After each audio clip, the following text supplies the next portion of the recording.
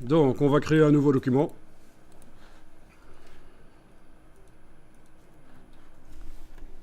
Tant qu'à faire, mode RVB directement.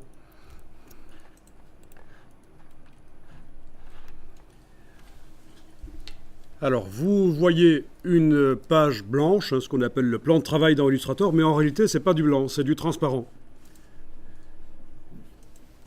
Et je pourrais même créer un objet avec de la couleur blanche sur ce plan de travail blanc. En réalité, j'obtiendrai au final un objet blanc entouré de transparence. Allez-y, créez un rectangle, faites-le en blanc. Voilà. Il s'agit donc d'un rectangle blanc entouré de transparence. C'est important parce que si vous le récupérez dans InDesign et que vous le mettez sur une photo, toute la page blanche n'apparaît pas. Il n'y a que le rectangle blanc là qui va apparaître. Alors dans le menu affichage, vous pouvez demander d'afficher le damier de transparence.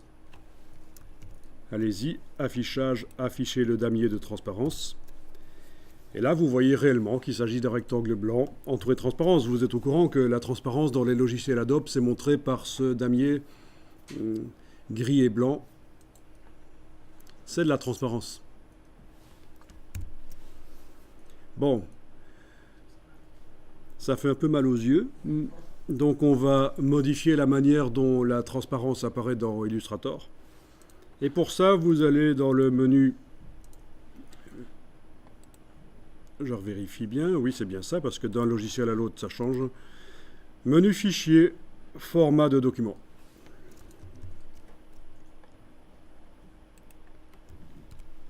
Menu fichier, format de document.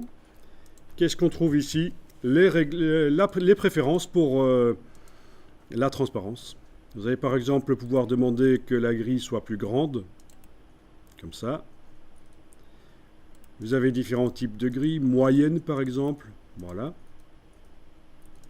Donc c'est gris moyen. Une grille qui utilise des gris moyens.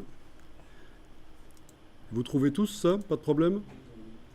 Et alors ce qui serait bien aussi, vraiment pour faire une grille de transparence qui ne fait pas mal aux yeux, c'est que les deux couleurs utilisées soient très proches l'une de l'autre.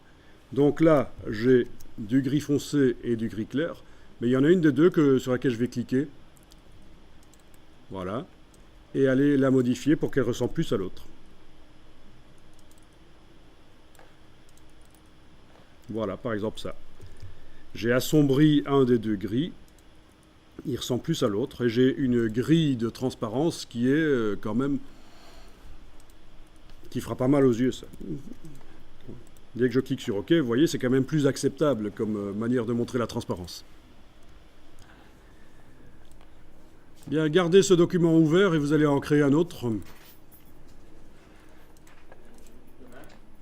Oui, toujours, le même type de document. Et cette fois-ci, demandez d'afficher le damier de transparence pour ce deuxième document. Donc, menu affichage, afficher le damier de transparence. Qu'est-ce que vous remarquez? Ben, notre premier damier là qu'on a été modifié n'est pas utilisé. Donc, ce serait quand même bien que chaque fois que je crée un document, il utilise cette grille de transparence-là. Bon, un peu plus tard, je vous dirai comment faire pour que, systématiquement, quand vous créez un nouveau document, la grille de transparence soit nickel comme vous la voulez.